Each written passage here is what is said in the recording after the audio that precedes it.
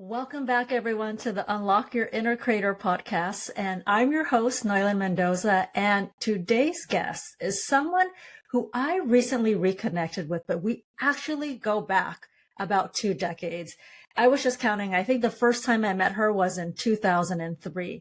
So we're both now based in California, but when we first met, I was out in New York City. She was in New Jersey. And I just think the universe is so funny like that. It figures out a way for you to reconnect somehow.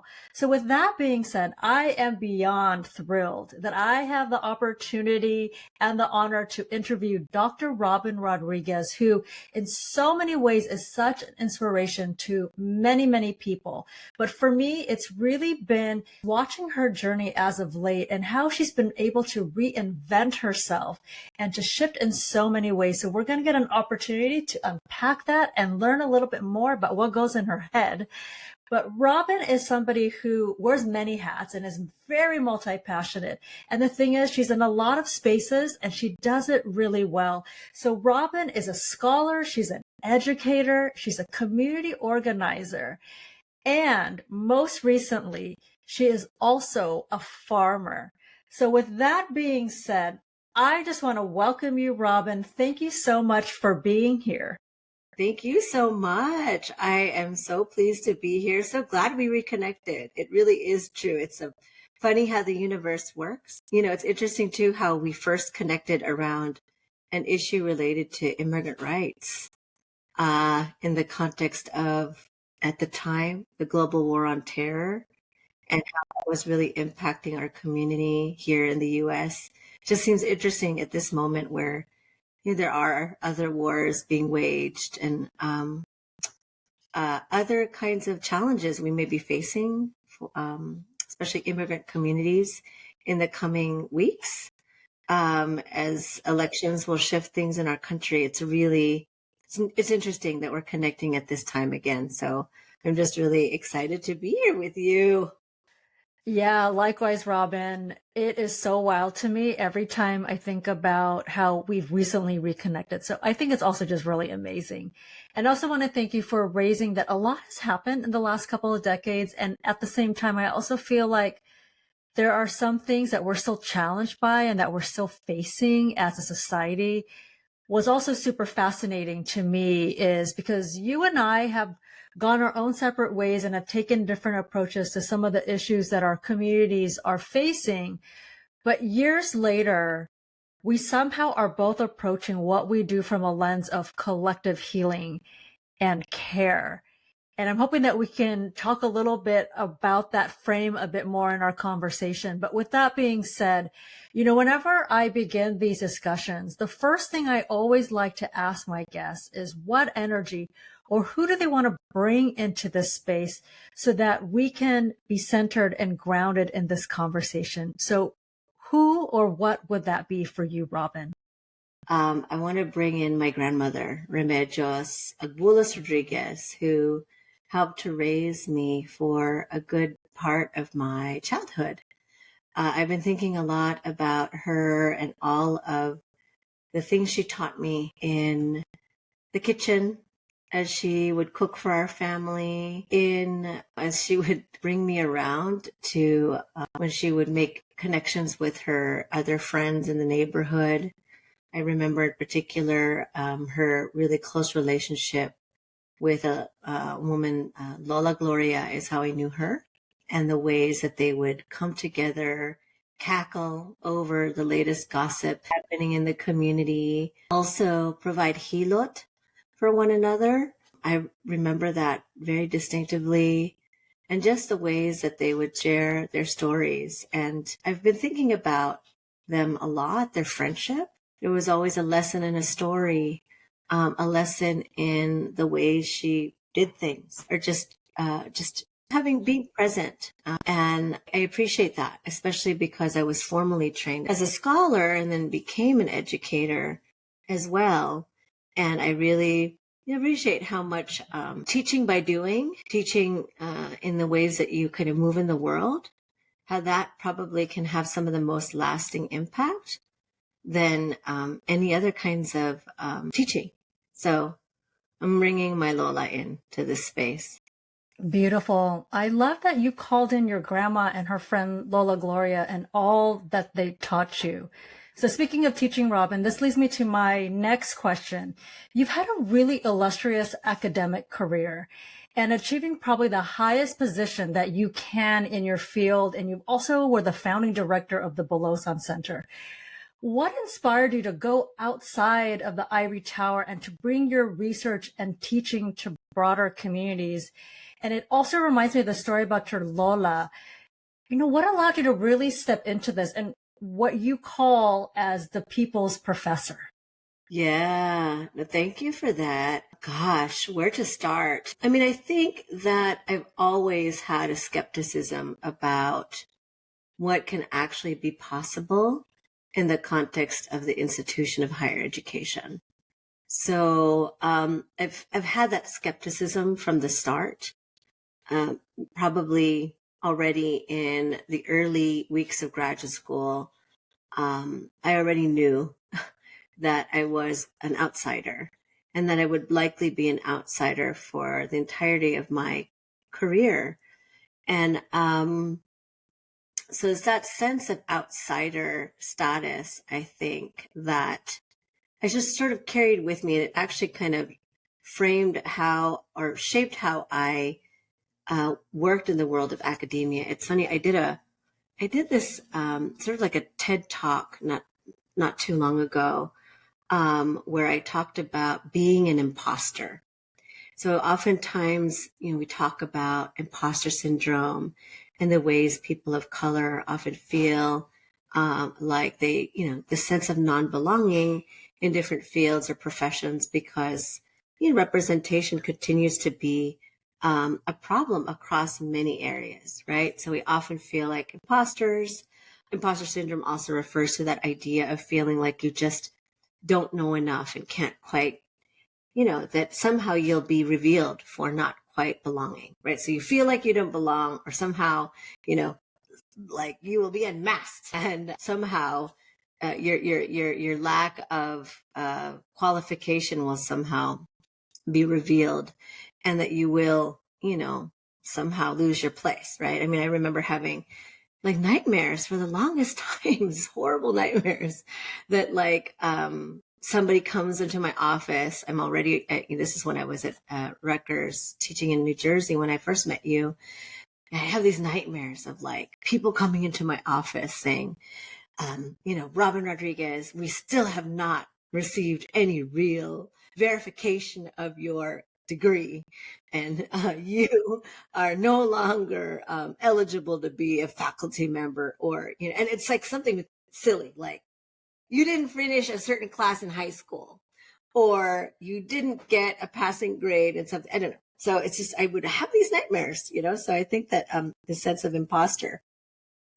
But at any rate, so I think that outsiderness kind of has shaped my experience, but also I think on some level I tried to play with it. So in the TED talk that I did where I talk about being an imposter, I talk about being an imposter, actually embracing that identity of outsiderness and thinking about ways in which once we enter certain institutional spaces, we are spies, that we do act on behalf of our communities within these institutions and amassing resources and intelligence that would otherwise not come to our communities to serve our communities in the way that we know these institutions should have always been serving them. So that's sort of how I've always moved as a spy for our communities, and really understanding how to code switch so that I can engage with the institution, knowing where resources are, leveraging them, moving them in certain directions. And so that's how, I think I was able to to achieve what I was able to achieve. In many ways, I knew both how to talk their language, but I also actively did things that was not ordinarily sanctioned so that I could survive, So for instance, academics typically, the idea is you're kind of just this lone intellectual, who just has all these great ideas in their head, and you put pen to paper and you produce all this work, and that's how it works. As if you do that on your own, not necessarily in community or collectivity, but I often did the opposite. I always collaborated, always had either formal or informal spaces that I either convened myself, led in the convening, or participated in as a member. So that was always a part of how I worked my way through academia, was in community. We're often advised when you're in academia to almost cut your ties with community. The idea is that you can't be a scholar of a community if you're too close to it as a member. There's a way you're meant to kind of create this arm's length, if not more, distance between yourself and your community, which is, doesn't seem right? I mean, I think, and yet, that's sort of what the scientific enterprise seems to demand. So I didn't do that. I felt like my heart and my commitments to community always had to be at the center of my work. And it's actually also led to my success. Now, on both levels. On one hand, academia sort of recognizing that it's something important to say, but then also being able to have these conversations with my community who I care, about, who's, I did the work, right, of research for the purpose of serving the community. So, I think that was sort of how I function, right? Kind of being an imposter, sort of embracing that, and being able, and it's also incredibly exhausting. And I think that's where the transition ultimately came. On some level, it is incredibly hard to sustain. I could feel the stretch and strain in my body at some point, just feeling like I could no longer sustain this kind of work. So, I did the best I could in terms of carving out space within the university. So, among the things that I was very proud of having accomplished was the creation of the Bulosan Center for Filipinx Studies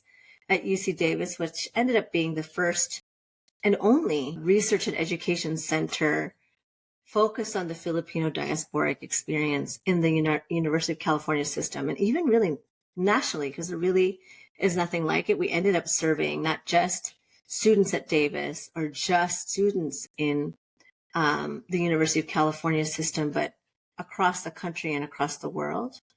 But even with that really successful launch, which was done through a grassroots fundraising campaign and active engagement in the community, I could see how the university was really going to shut it down.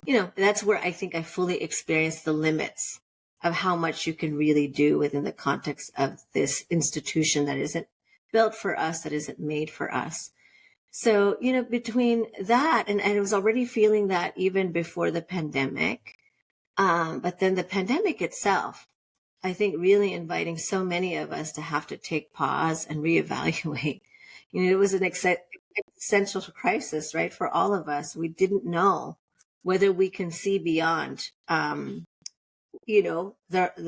horizon of a few months or even a year. I think we sometimes forget how frightening that period of time was. And at least for me, it really triggered a deep thinking about who do I want to be in the world should we get through this horrible crisis. And also I bore witness to all the creative ways that we were in the midst of such, apocalyptic conditions. We're being very creative about the ways that we were meeting our needs as people. And so that was already the beginnings of this thinking that maybe we could do something, or I could do something different. And so, that was already happening. And frankly, when I lost my older son, Amado, that's really when, I think grief really does its work on you as a person. It's in loss. I think there are different ways to respond to loss. I think it can lead to kind of a prolonged despondence, or it can lead to just this desire all the more to live. You live for yourself. You live for the people who've left you. It's a way of honoring them by living all the more fully.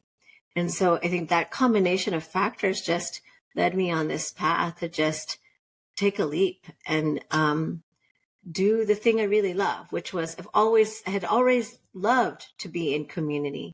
I'd already done so much work speaking in public, providing workshops, doing all sorts of work outside of the context of the university. So it just didn't make sense anymore. Why should I be obligated to work for an institution so that it could basically, I guess, fund me to do the other work that I really wanted to do? What might it look like to then shift over and do the work I really want to do and invite the community to invest in the work that I do differently? And so to kind of work as an entrepreneur instead. So that's really kind of how that shift happened. And the farming thing, kind of came along as yet another, other kinds of things that were happening at the time. But in terms of just transitioning to people's professor, that would be kind of how that journey unfolded for me. There's a couple of things that really stood out for me. This idea of alignment, and the reality of it is we have to pay our bills. So to me, that's important to lift up. And it is also a conundrum that a lot of people face, especially when they come from communities like ours, where one of the main reasons that we're here right now in this country is an economic one. And so it weighs heavy on a lot of folks. And to try to pursue something that is more aligned could often feel like a luxury, a privilege. But being in alignment and integrity to who you are really and what you stand for is so powerful. There is something that was so strong in you that said, I could no longer work here in academia. What were you telling yourself, Robyn, at that point? Because that decision to leave a quote unquote secure and stable job is scary. You had a pretty solid position, and for all intents and purposes, somebody from the outside might be saying, why would you leave all that? You were a professor, you had a title, your position was very prestigious. What did you have to tell yourself so that you can walk away and be more aligned? Yeah, I mean, a couple of things. I think on one hand, I think it meant having to just embrace myself, and like see my own value. In other words, no one can take away the fact that I earned my PhD. I worked incredibly hard to earn my doctorate at a very, fine institution. And nobody can take away and unpublish, for example, all of the work that I've put out into the world. Those are things that that live outside in the world. Those are things that I did, right? Out of my creativity and intellect. Those pieces of writings, circulate and have a life of their own. And those are things, again, that cannot be taken away from me. And so I think just kind of seeing the value in what I have done was a really crucial first step. Because if I could see the value of what I have done as independent of the institution that might give me some, gave me a kind of home, maybe an institutional affiliation. But at the end of the day, I could sort of disentangle the work I've done and, what I've achieved from this institutional space. I think that kind of needed to happen first. There's a deep need, right? There's a healing work too that I had to do to even see the value in myself and embrace that. Because of course, I think so many of us growing up as the children of immigrants, so many of us derive our value from the institutions that we are affiliated with. I mean, I always remember, Filipinos, my mom, there was always a great pride in being an alumnus of a particular institution.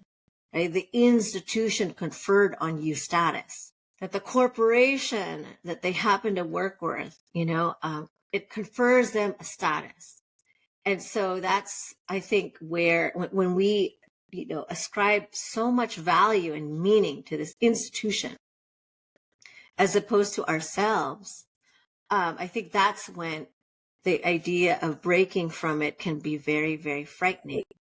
But I think, I did a lot of healing work so that I could get to the place where I could see that I had a value. I have a value. And the institution is secondary to what I have put out into the world. I love that. This is what I am, and I'm also embracing my worth. A lot of it is about acknowledging who you are in your totality. This is me, and I'm going to own it. And it's not something that is outside of me that can give me validation, which I think is a huge part of being a creator. Because if we can't own that, how are we able to put out these things into the world that are meaningful to us? And the other piece that really landed on me is that in moments of your greatest creation, it was also during times that you experience profound loss and grief.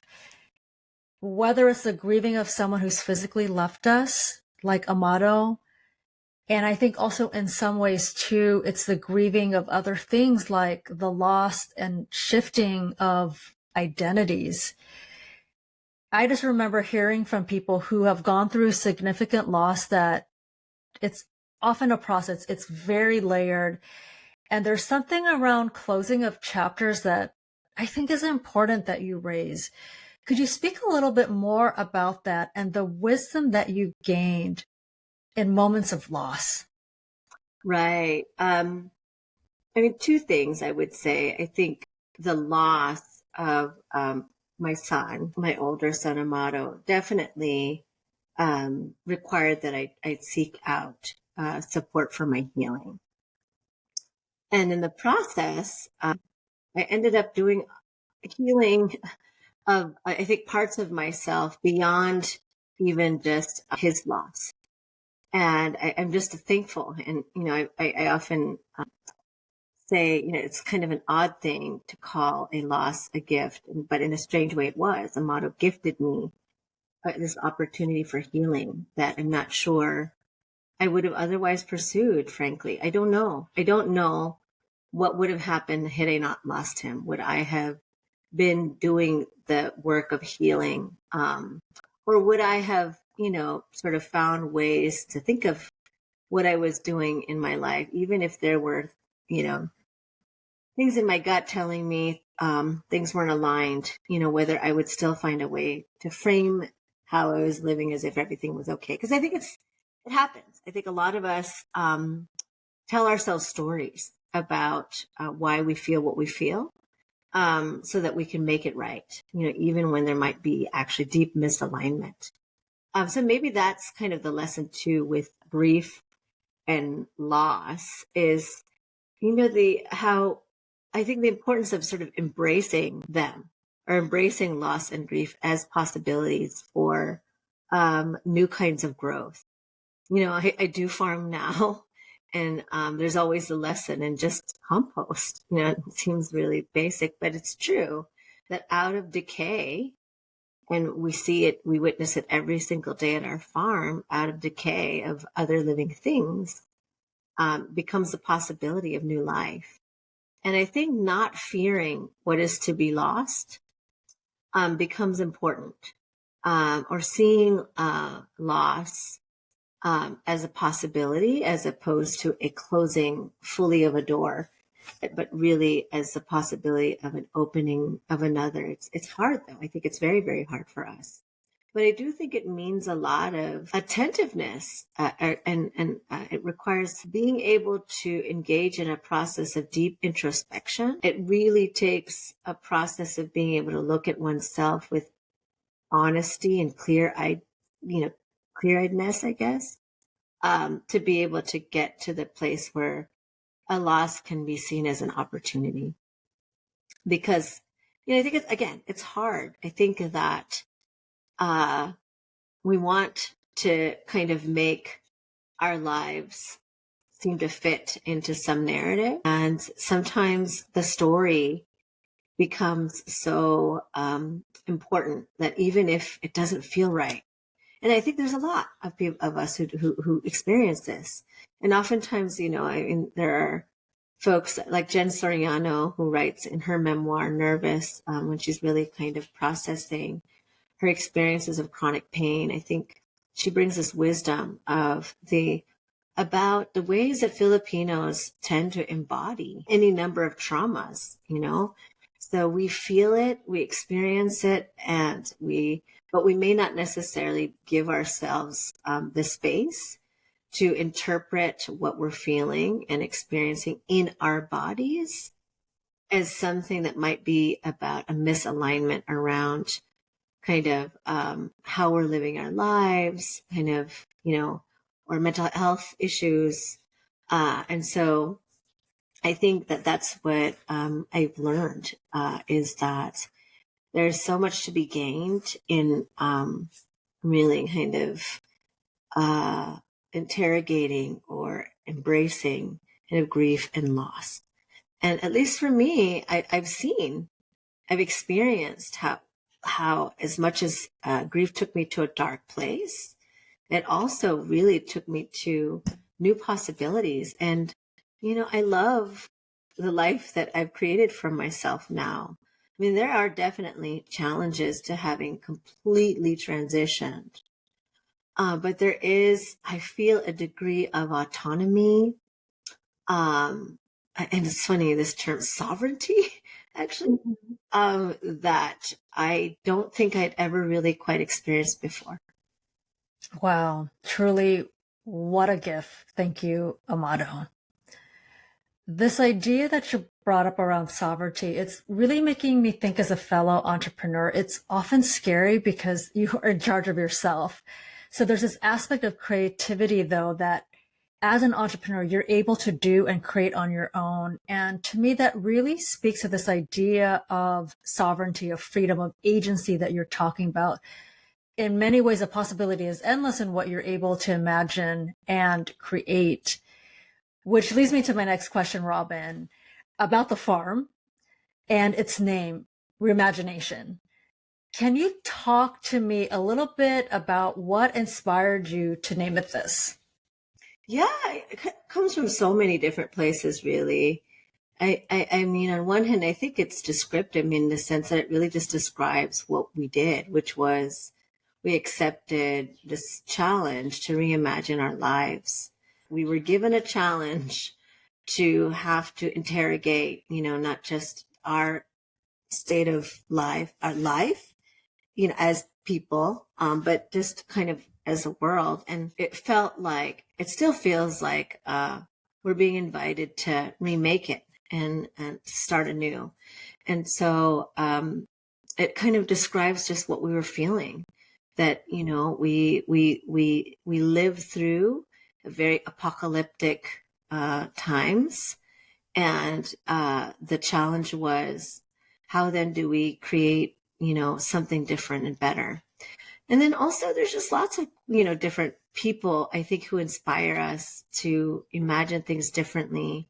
I was reminded by my husband the other day that among our inspirations was like John Lennon and the song Imagine. I grew up listening to the Beatles because of my dad, who was a huge Beatles fan. I remember always loving Imagine as a song. And that was a kind of inspiration. We were inspired by Grace Lee Boggs, who's an Asian American activist who also invites reimagination. So I feel like there are artists and organizers out there who really invite us to imagine and reimagine, that I feel like it just felt right to name the farm that, because, it was also that, we're cultivating food. Yes. And we're holding space for learning and healing. So, so much of the mission of the farm is to hold space for others to do some reimagining along with us. So, yeah, I mean, we hope the name, feels like, just inspiring and uplifting to people, just even thinking about Remagination Farm, that somehow it suggests some possibility for openness, a possibility for creativity. Yes. Yeah. I am curious, Robyn, because to go from academia activism and then now farming, it's so vastly different. Was farming and getting back to nature, was that something that you had always been interested in? Has it always been in your heart? Or is it something that's more recent? And also, I'm curious of all the projects that you could have leaped into, right? And all the self-reflecting that you did during the pandemic. Why farm? Yeah, I know. I mean, I don't honestly know that farming had been on my, in the way that I thought, or just an activity that I thought that I would lean into, or farmer. I do have to say that I think I'd always been drawn to creating spaces for healing. It's for a very long time, actually, probably, since around the time we met, I think I'd had some experiences being in healing spaces outside of the context of the US. And, thinking in those spaces like, wow, how wonderful would it be to have these kinds of spaces for our communities in the US? Since so many of these spaces just don't feel like they can be spaces for us, even though oftentimes these healing spaces are drawing from spiritual traditions outside of the US context, which is really problematic. And so I think on some level, I'd always been drawn to the idea of creating a space for healing, recognizing that we needed it in our community. Didn't know how to go about it, but had felt drawn to that.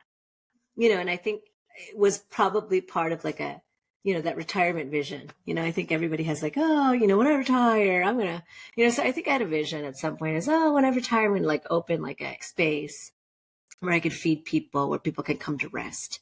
And that would be such a lovely thing. So that was definitely, I think, a vision I had for myself, but a vision that was a, fantasy vision, of time after everything else, right? So I think it was there for sure. That piece of what became, the Remagination Farm. I mean, really the pandemic though was where it was like, we need to think about our relationship to land. And I can't explain fully like why that, I mean, I think all of us had different ways of thinking about how to process the pandemic. Although I do think there was a kind of conversation that was happening about, is this a pandemic born out of a deep disconnect between humanity and the land?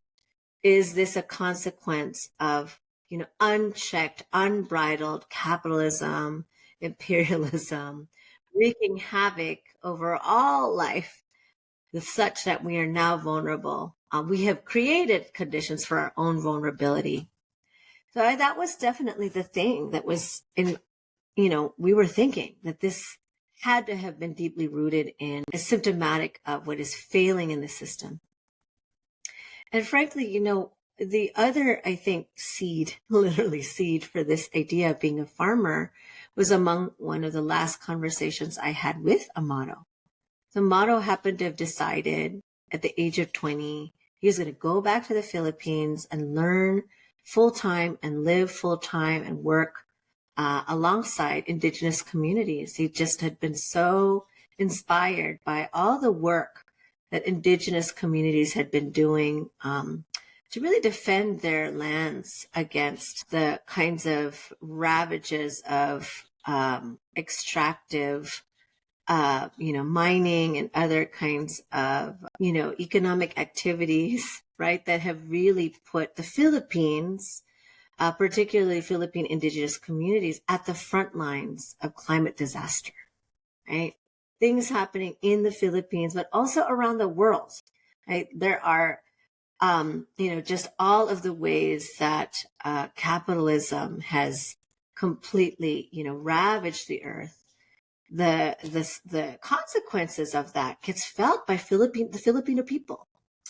And so Amado had participated in this, like a study tour, kind of exposure trip that allowed him to connect with indigenous peoples. And that's where he wanted to put his activism, is supporting people who are at the front lines for the planet, right? And I remember being very scared. Now, Amado had been planning to come home by 2020.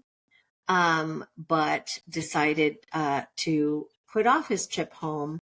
So actually, we were already talking about it in late 2019, but decided to kind of delay his trip because he really wanted to support a community that had been ravaged by typhoons in Mindoro, Mangyan community. And I remember him being so hopeful, and telling me, "Mama, don't worry about me. I know indigenous folks know how to get through something like this, and I trust that they will, and we'll find, we'll be okay, because there's all this land knowledge around medicine and the food, and the thing that I worry about mostly, Mama, is you. I worry about you, and how will you be able to survive should the system break down?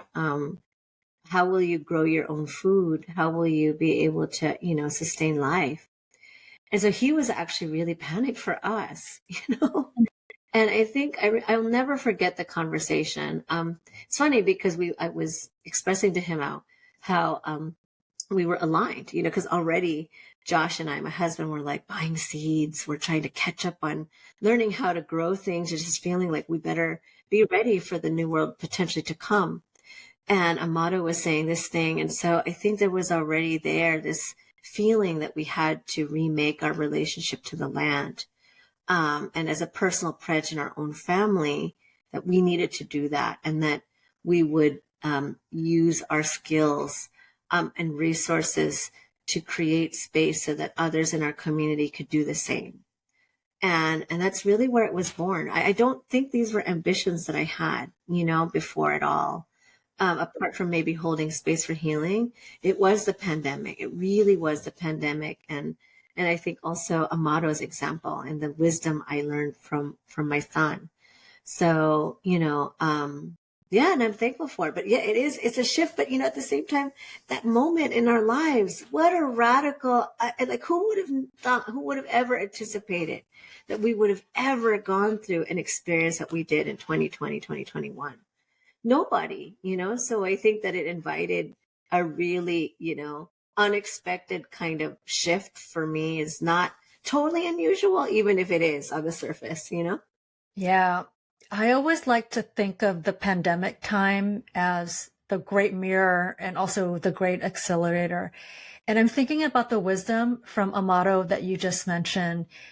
In many ways, he was so wise by saying, "I'm going to be fine. There's indigenous knowledge here." And there's something about that has really resonated with me because, as a people, we were animists. We were part of nature. We loved nature.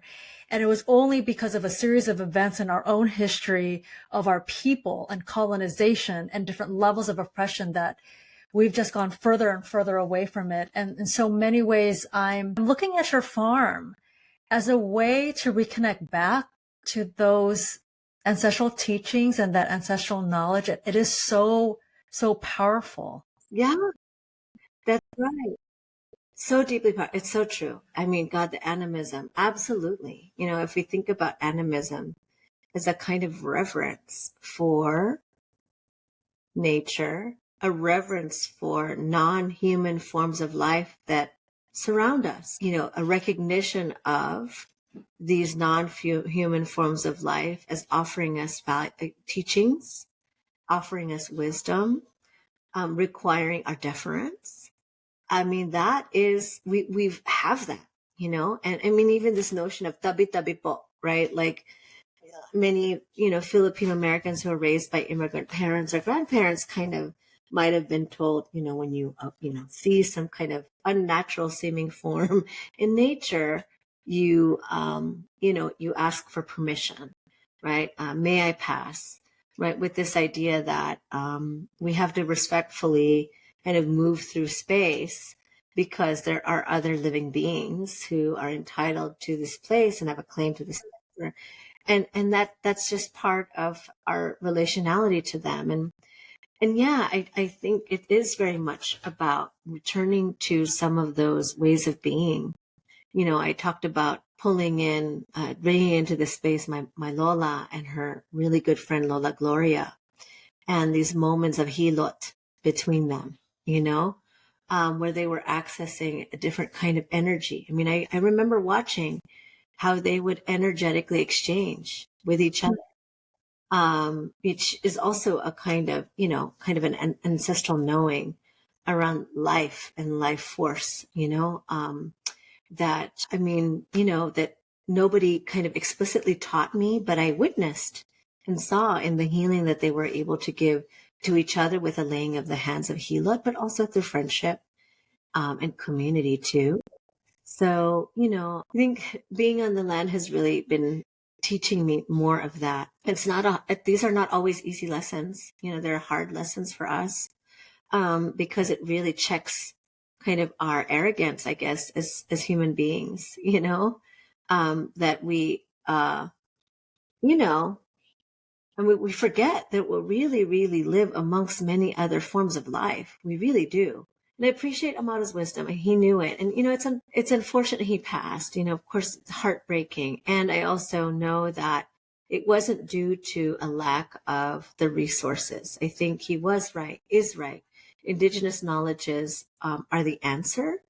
And it wasn't a failure of that led to his passing. It was a failure of these systems that do not center that kind of knowing and knowledge in those communities that failed him, because basically he died of food poisoning, why? Because food systems had already been tainted. Why? Because of multiple typhoons, right? Why? Because of a system that just ravages the earth, right?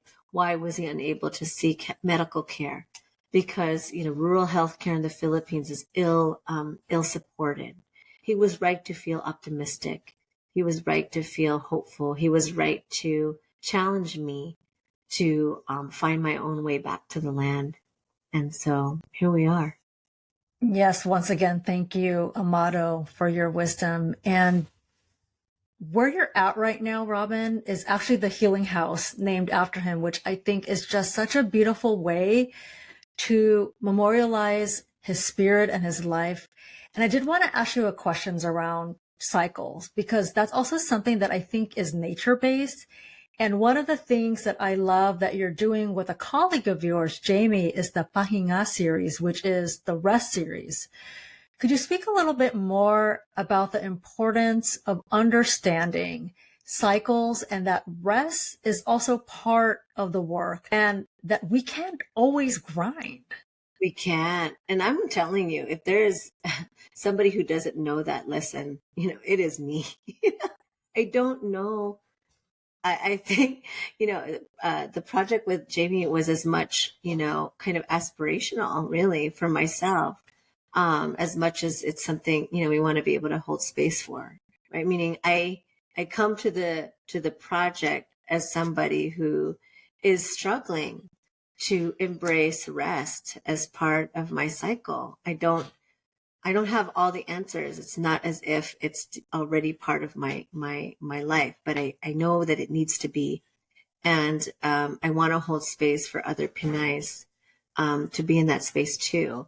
But, in many ways, living on the land is forcing me to really, really appreciate cycles of rest, because it's necessary. I mean, there is always a cycle.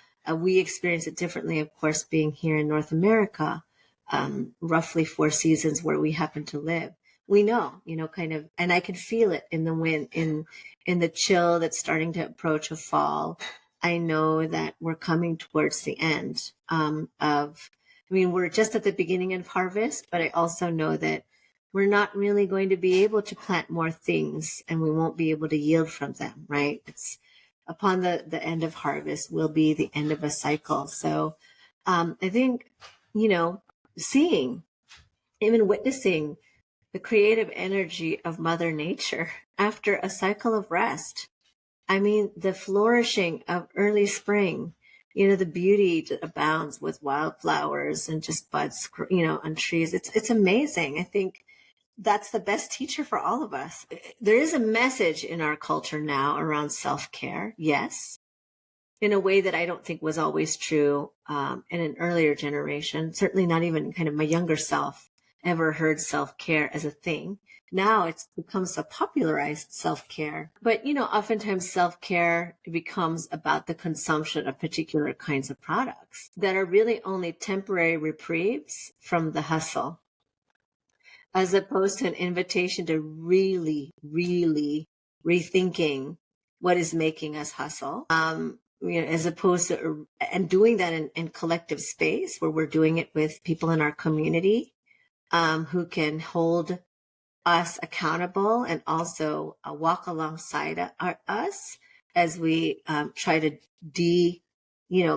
connect, de-link from the hustle mentality. There's no way we can sustain cycles of rest if we're not in a context where that becomes normalized. What is normalized is self-care as consumption, as opposed to collective care and really collective reframing around the hustle, right? That's the work.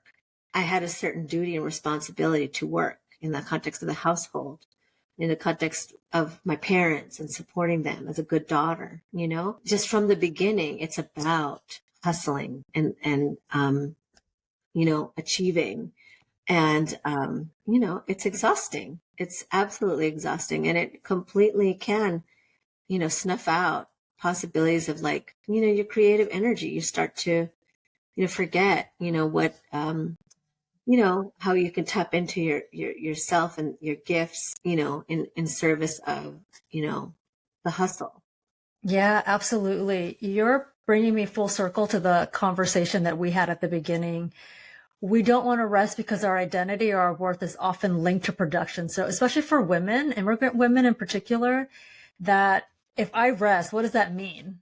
And it's really hard for a lot of people. I am just so thankful what you all are creating, these experiences and opportunities for people to collectively talk about rest and to hold each other accountable, to be able to process what are these stories that we grew up with around rest? Because for a lot of us, it actually was really frowned upon if you were taking a break, and it was not okay. I mean, there's that term, right? Keeping up with the Joneses, right? This notion that, that there are these pressures that we feel like we have to keep up. And I think that we are subject to those pressures at even greater than we were, I think, generation before. And, everybody will say it. I'll repeat it, but it is true that social media has fostered those pressures, right? Even though we know there are filters attached to all of the things that are posted, can be, even though that we recognize the kind of staging and performativity that comes with it, there is also a way that we forget that it's all kind of flat and visual. It's not a real, such that it starts to become a real thing. And I think this, the pressure of the hustle or to keep up with the Joneses is just all the time, everywhere.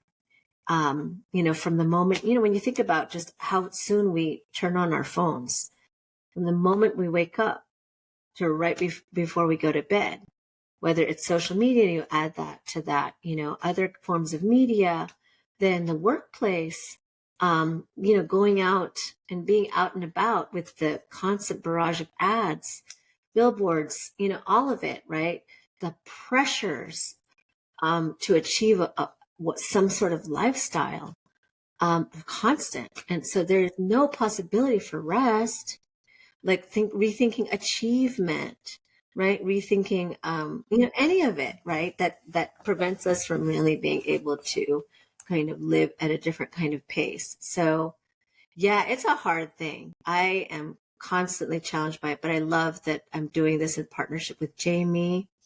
I love that we're trying to do this again in a space of collectivity and community, which I feel like is very, counter to the cultures around self-care that I think may not be serving us very well.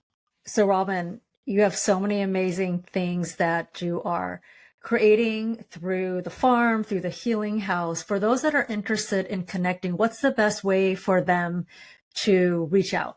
Sure. Well, okay. I'm on the socials, of course. I mean, honestly, I haven't been as active on Facebook.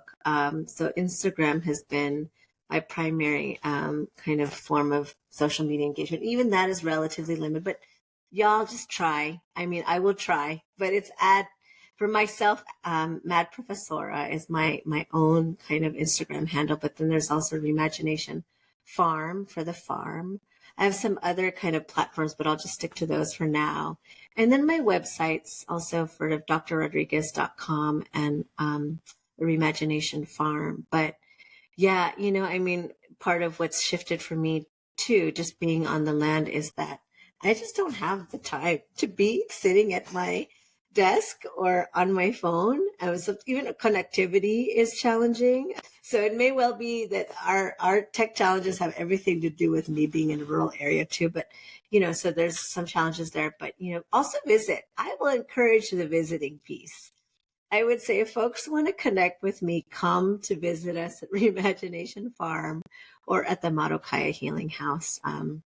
That is, I love being able to connect with people in real life. And that's where I'd rather invest my energy. So I would leave the invitation there. Yeah, so please connect with Robyn in real life, which leads me to my last question for our conversation. Just to close out this really amazing and beautiful exchange, I feel like in many ways, we're going back to this concept that you had talked about, energy exchange.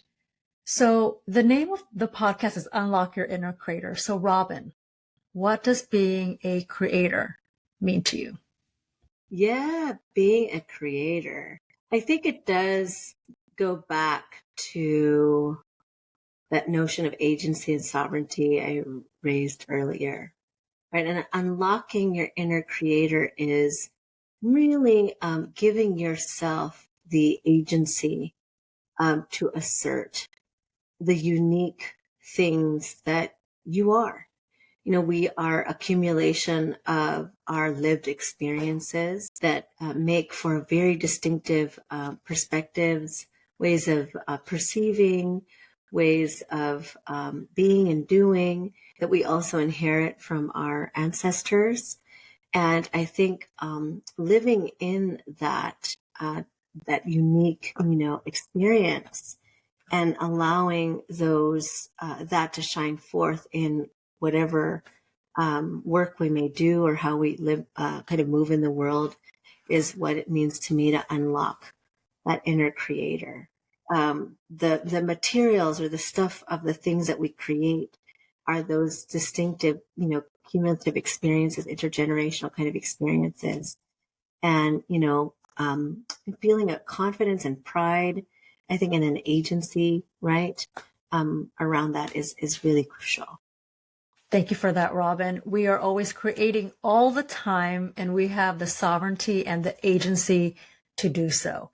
Oh my goodness, this has been such an amazing conversation with you, Robyn. I'm so glad that we've been able to reconnect recently and for this opportunity to really just to learn a little bit more about your journey and your story, what goes in your head and all of the seeds that you are planting. So with that, I want to thank everyone as well for listening into this interview.